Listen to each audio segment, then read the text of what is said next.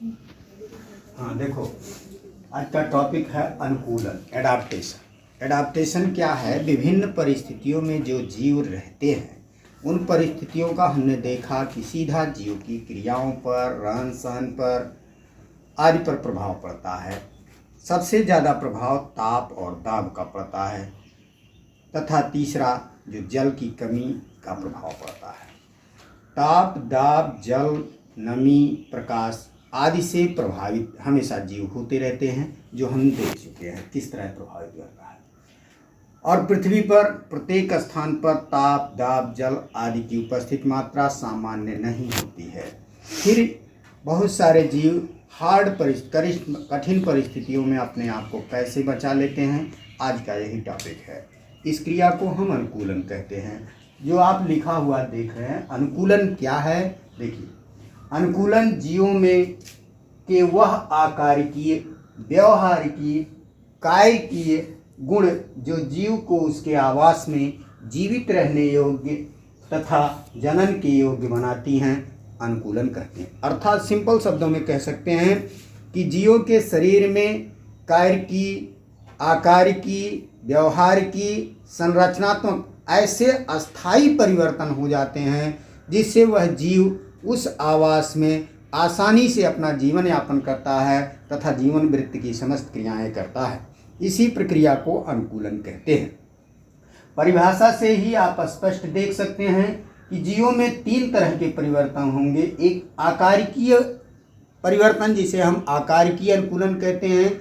जैसे अमेरिका के मरुस्थलीय चूहे जो बहुत हार्ड परिस्थितियों में रहते हैं, वो अपने शरीर में संचित वसा का ऑक्सीकरण करते हैं, जिससे उन्हें जल की आपूर्ति हो जाती है तथा साथ ही वह यूरिन इतना सांद्र उत्सर्जित करते हैं जो उन्हीं के शरीर में संभव है।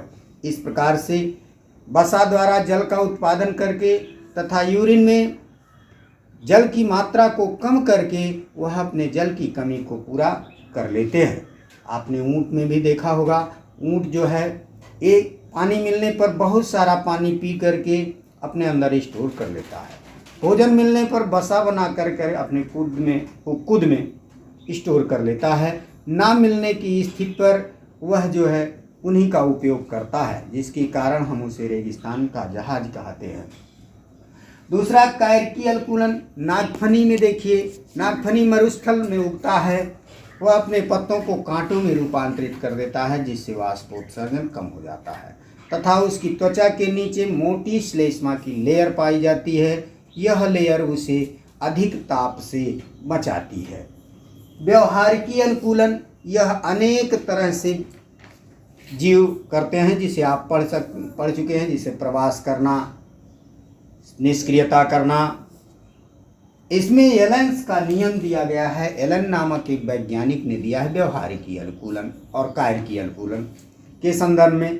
एलन ने कहा कि तुंगता प्रदेश वाले जीव, जहाँ पर वायुदाब अधिक होता है, वहाँ पर तुंगता संबंधी रोग हो जाते हैं मनुष्य में। जैसे चीन के ग्लेशियर्स में वहाँ तुंगता रोग हो जाते हैं।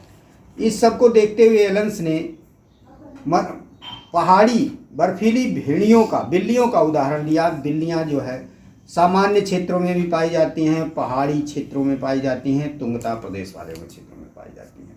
उन्होंने कहा कि जहाँ पर ताप कम होता है, जीवों के कान और पैर छोटे हो जाते हैं। इसी को एलेंस ने, यह क्या कहलाता है? आकारिकीय अनुकूलन कहलाता है।